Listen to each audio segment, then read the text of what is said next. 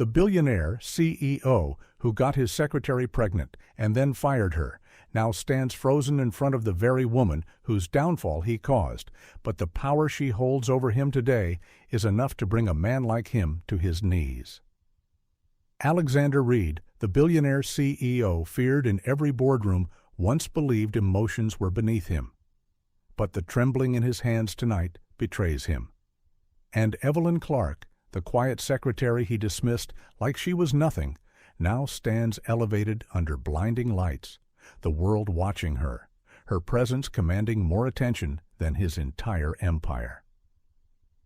She was supposed to disappear after he fired her, fade into the shadows like every employee who dared to get too close.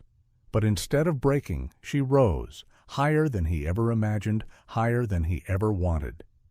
Now he stares at her pregnant belly, and at the life he tried to erase, at the woman he once underestimated, and something inside him begins to crumble.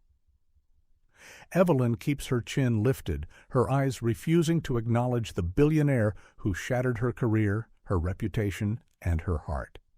The room hangs on her every breath, yet Alexander is the one gasping for air. She speaks softly into the microphone, and although her words aren't directed at him, every syllable pierces him with the weight of what she became without him. But beneath her calm, a storm churns. But beneath his arrogance, a fear grows. But between them, a truth neither can escape waits to be exposed. Who is Evelyn Clarke now that the world bows to her name? What did she become that forced a billionaire to kneel? And how did the secretary he fired become the only woman powerful enough to destroy or save him? The applause roars through the auditorium, but Alexander doesn't hear any of it. His mind is spiraling backward, back to the first day Evelyn walked into his office years ago, clutching her resume with trembling hands. He remembers the way she stood outside his glass door, nervously smoothing her blouse before stepping in. Even then, she had that quiet strength, that gentle composure that disarmed him more than he would ever admit. "Mr. Reed," she had said, voice steady despite her fear. "I'm Evelyn, your new executive secretary." Her tone had surprised him. Most people stuttered around him, but not her. She held his gaze longer than anyone dared, and something in her eyes, honesty maybe, shook him. He pretended not to notice. Tonight, standing under the auditorium lights, "My Evelyn looks almost like that girl again. Except everything about her now radiates a confidence she never had when she worked under him. A confidence he never nurtured. In fact, he crushed it, and she rebuilt it without him." "Alexander," a board member whispers behind him, "are you all right?" He doesn't answer. His throat tightens as he watches Evelyn step away from the microphone. She walks with the poise of someone who fought battles alone and won. The audience rises for her standing ovation. Alexander remains seated, trapped in a storm of memory and regret. Evelyn's eyes flick toward him for the briefest second, cold, unreadable, before she looks away again. That single glance slices deeper than any accusation. Something is coming, something he never saw and never prepared for, and the sinking weight in his chest tells him this night is only the beginning. Long before the bright auditorium lights and the trembling billionaire in the front row, there was the quiet hum of Reed Technologies' 38th floor, the place where everything between Alexander Reed and Evelyn Clarke began to unravel long before either of them recognized it. Evelyn used to arrive before sunrise, her footsteps soft, her presence almost invisible. But Alexander noticed her, not openly, never aloud, but always. He would hear the subtle click of her keyboard through his glass wall, the way she murmured reminders to herself, the gentle laugh she tried to hide when colleagues said something funny. He pretended indifference, but his eyes followed her reflection in the glass more often than he intended.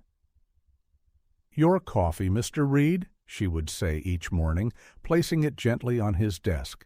And every morning he would glance at the cup and feel a strange, unwelcome warmth in his chest.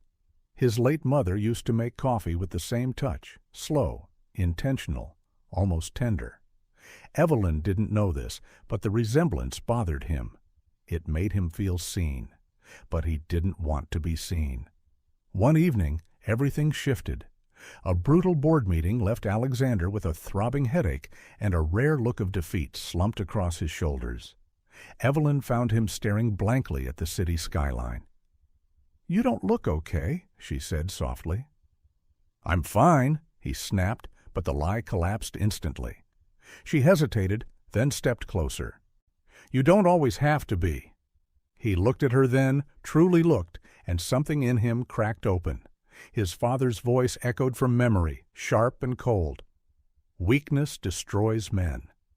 But Evelyn's presence did the opposite. She softened him. She made him human. "Evelyn!" His voice broke in a way he didn't recognize. She placed a hand on his arm, a simple gesture, but the warmth of her touch felt like sunlight on a man who'd lived too long in the dark. He didn't resist it. Hours later, the office lights were dim, their breathing the only sound in the room. What happened between them wasn't planned, wasn't rational, but it felt inevitable. A collision of loneliness and longing neither dared admit existed. Afterward, Alexander pulled away first, his expression shuddered. A wall slammed back into place. "This can't happen again," he said.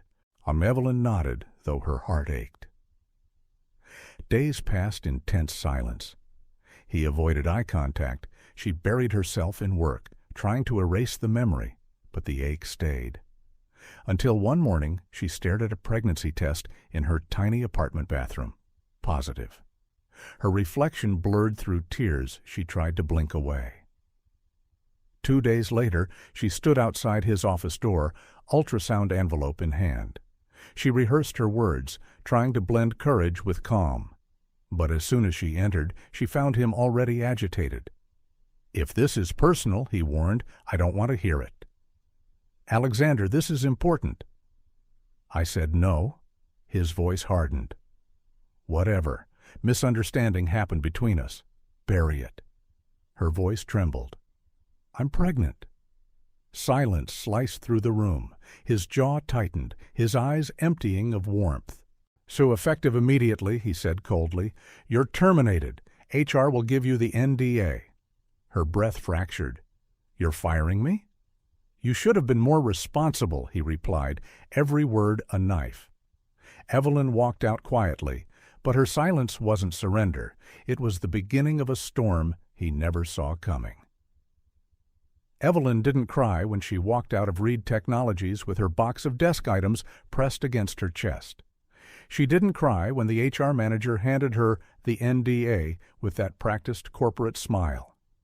She didn't cry when Alexander walked past her in the hallway without a glance, as if she were already erased. But she cried that night alone in her apartment, sitting on the bathroom floor with her knees pulled to her chest, the pregnancy ultrasound lying beside her like a fragile secret. Our tears finally broke from the weight of it all, the betrayal, the humiliation, the fear of raising a child on her own. Yet beneath the grief, something else flickered, a quiet anger, steady and warm, like embers refusing to die. Her mother's old voice rose from memory, soft but firm. "When the world locks its doors, build your own." She remembered the nights she watched her mother juggle shifts, enduring condescending bosses who spoke to her like she was replaceable. Evelyn promised herself she would never live like that, but here she was. Replaceable? Disposable? Fired for daring to be human. For a week she battled nausea, bills, and the heaviness of loneliness. She avoided looking at her resume, knowing Alexander's company was the most powerful in the city. Word would spread. No one would hire a pregnant secretary whose former boss was a billionaire with influence in every corporate room. Then one morning, she noticed a folder on her bookshelf, a collection of business ideas she had written years ago. Some scribbled on napkins, others typed on her old laptop. She had forgotten them, pushed them aside during her years of working under Alexander. One idea stood out. A platform offering virtual executive support to small businesses, a digital assistant hub run by trained remote professionals. Affordable, efficient, human-centered. Exactly what she wished she'd had when juggling Alexander's chaotic schedule. Her heart thumped. For the first time in weeks, hope nudged its way past fear. She named it Clarke Assist. She spent nights sketching logos, designing the interface, recording tutorial videos with her belly starting to show beneath her oversized shirt. She coded what she could, taught herself what she didn't know, and hired a freelancer with the last of her savings. Still, doubt gnawed. Who do you think you are? You're just a fired secretary. Alexander was right. You're nothing without him. But every time the doubt tried to drown her, she looked at the ultrasound image and whispered, "You're the reason I rise." The launch day arrived quietly. No investors, no fanfare, just a website going live at dawn. She expected nothing, but fate had other plans. A productivity YouTuber discovered Clarke Assist by accident, used one of its free tools, and posted a glowing review. The video reached thousands by noon. Evelyn's phone buzzed relentlessly. Emails, sign-ups, inquiries. Her wait list ballooned to 8,000 users overnight. Her breath shook with disbelief. Is this really happening? But while Evelyn faced the overwhelming beginning of success, across town, Alexander Reed sat in a tense board meeting, his executives whispering about rising competitors and declining morale. A single line from the meeting hung ominously in the air. "Sir, your former secretary's platform? It's trending." Alexander dismissed it with a scoff. But the universe wasn't asking for his permission. This was Evelyn's rise and the first tremor of his downfall. Clarke Assist did not simply grow. It erupted. Within 6 months, Evelyn found herself sitting in a rented co-working space, her laptop lighting up with notifications every few seconds. Articles labeled her the secretary who outsmarted Silicon Valley. Small business owners praised her empathy-driven approach. Developers messaged her asking to join the mission. She went from processing termination papers to signing partnership deals with international clients. The dawn broke quietly over the estate, painting the sky in soft hues of pink and gold. The early morning light bathed the property in a new, gentle glow, as though the world itself was breathing a sigh of relief after a long night of tension. Rachel sat on the edge of the porch, her eyes lingering on the horizon as she wrapped herself in a blanket. The cool morning breeze swept through the air, and though the night had been heavy with the weight of decisions, the calmness of the early hours felt different. It felt like a fresh start. The reunion was over. The laughter, the mockery, the facade, all of it had faded into the background. What remained was the rawness of the night before, the unspoken truths that had finally been said. And Rachel, for the first time in years, felt the burden of her own choices begin to lift. She was alone. Just Daniel had slipped away in the quiet hours of the night, his departure as understated as his presence had always been. But Rachel knew he wasn't gone. Not really. He was never far. He never had been. Her thoughts drifted back to the moment they had shared outside, beneath the oak tree. The way he had looked at her, not with anger, not with blame, but with quiet understanding. It had been enough. For the first time in so long, Rachel felt like she didn't need to prove anything to anyone, not even to herself. The sun crept higher in the sky, and the sounds of the estate came alive. The house began to stir as the rest of the family slowly woke up to the reality of the morning. Rachel had chosen the quiet of the porch, the solitude to reflect on everything that had transpired. But she knew that soon her family would want answers. And as she sat there, her mind racing through the tangled mess of decisions and revelations, Rachel realized something crucial. This wasn't just about her and Daniel anymore.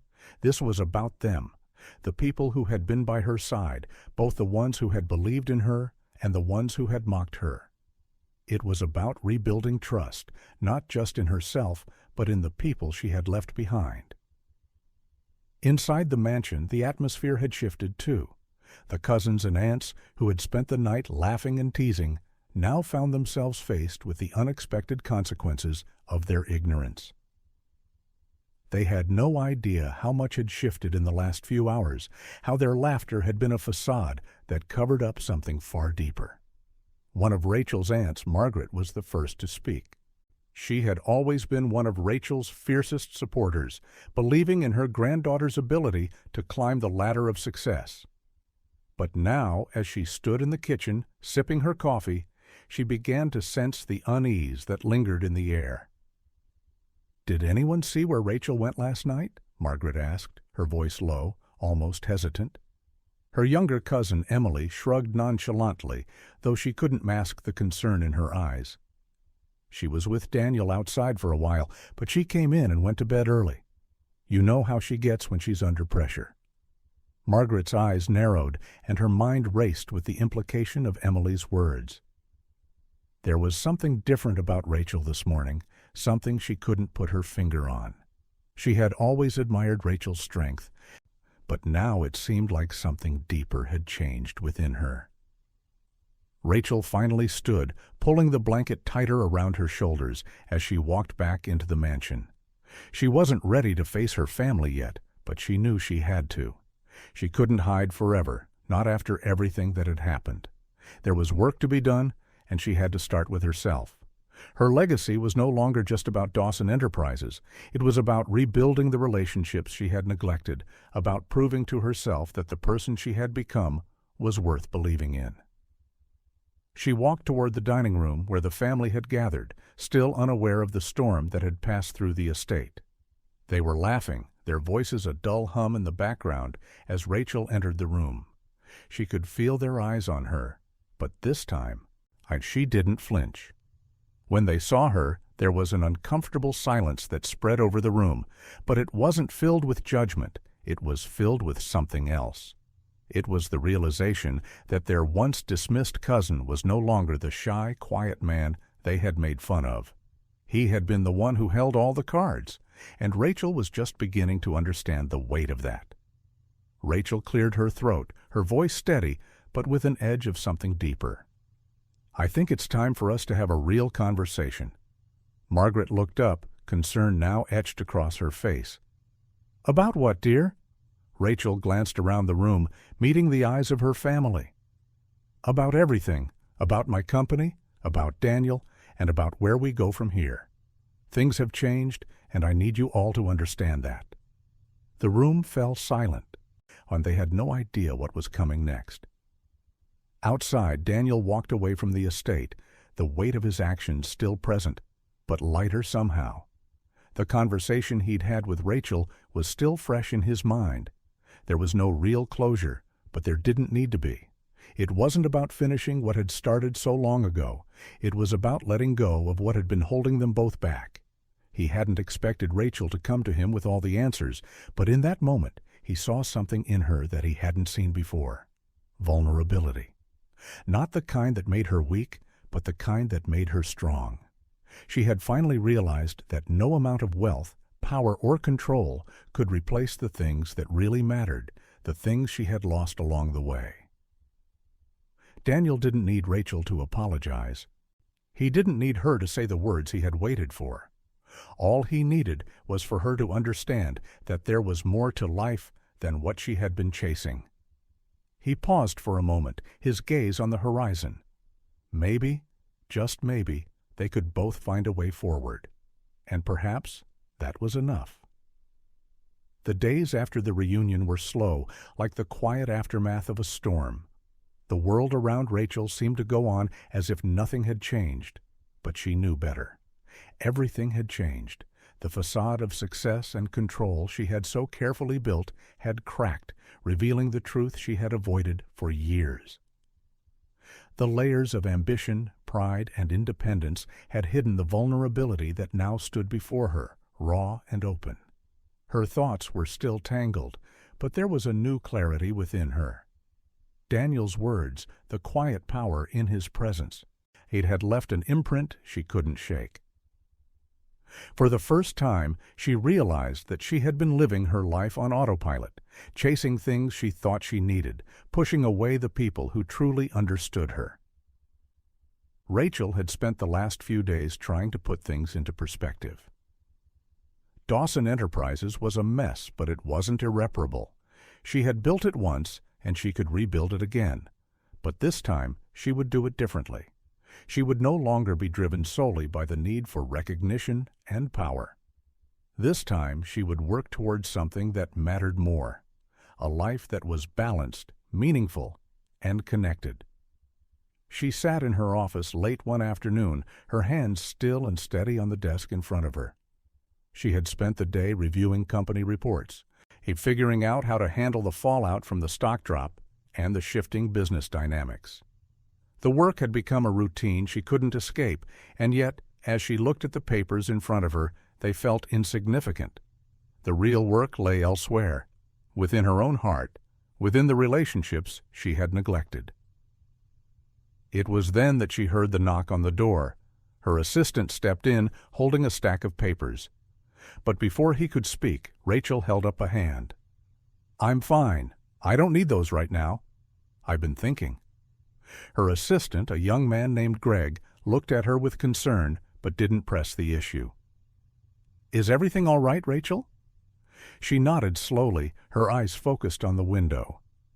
"I've been doing a lot of thinking, about the company, about Daniel, about everything. There's a lot of work to be done, but I have to start with something else first." Greg hesitated. "Do you want me to start organizing a meeting with investors? Or perhaps we should focus on rebuilding the brand?" "No," Rachel interrupted gently, turning her chair to face him. "I don't need any of that right now."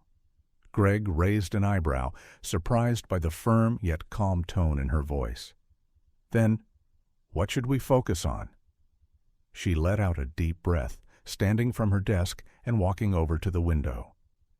"I need to face what I've been running from. I need to rebuild the trust that I lost, and that starts with me." Greg was silent for a moment before speaking softly. "Rachel, I don't think I fully understand. What are you saying?" "I'm saying I need to make things right with Daniel," she said, her voice firm with purpose. "And I need to fix things with this company, not just from a business perspective, but from an emotional one. I've been hiding behind success for too long, and now it's time for me to actually live the life I've been building." As Rachel prepared to step into the new chapter of her life, Daniel, too, was facing his own quiet revelations. He had been away from the estate for a few days, taking a step back from the whirlwind of the reunion and everything that had followed. The quiet solitude of his cabin in the mountains had been a refuge, a place where he could process everything that had happened. He had spent the last few years in the shadows, watching from a distance, keeping his emotions in check. But now, as he stood on the balcony of his cabin, overlooking the expanse of trees and mountains, he knew that everything he had built was no longer just for him. It was for something greater. He didn't need Rachel to apologize. He didn't need her to admit that she had made mistakes. What mattered now was the understanding that they both had a chance to rebuild, not just their past, but their future. And that future didn't need to be defined by ambition and pride alone. For the first time in a long while, Daniel felt a sense of peace. The quiet had always been his refuge, but now it wasn't an escape. It was a starting point. A week later, Rachel found herself in the same old familiar place, outside the large office building that housed Dawson Enterprises. She stood before it, the imposing structure now seeming more like a symbol of everything she had fought for and everything she had lost. The idea of walking back into the business world, the one she had worked so hard to dominate, felt different now. She wasn't sure how to reconcile the person she had been with the person she wanted to become, but she knew she couldn't avoid it any longer. Inside, her assistant Greg had arranged a meeting with the board of investors, those who had stuck with her even when the company seemed to be crumbling. They were waiting for her to come in, to take the reins and restore the business to its former glory. But Rachel didn't want to begin with numbers and spreadsheets. She didn't want to prove that she was still the boss. No, Rachel had realized that the true strength of leadership came not from making all the right decisions, but from being willing to confront the hardest truths. And she was ready to face them. With a steady breath, she pushed open the door to her office and stepped inside. Daniel, too, had made a decision. He had returned to the city, back to the world of finance, back to the world of power and influence. But this time, it felt different. It wasn't about control anymore. It wasn't about proving something to the world. This time, Daniel was building something that mattered to him, a future that was open to the possibility of love, of healing, and of connection. He hadn't expected to see Rachel again so soon, but he knew that whatever came next, they both had to face it. As Rachel sat across from her investors, as she explained the steps she was taking to rebuild both the company and her reputation, she couldn't help but think of Daniel. She wasn't sure where their paths would lead from here, but she knew one thing for certain. This time, she was no longer chasing something hollow. This time, she was chasing something real.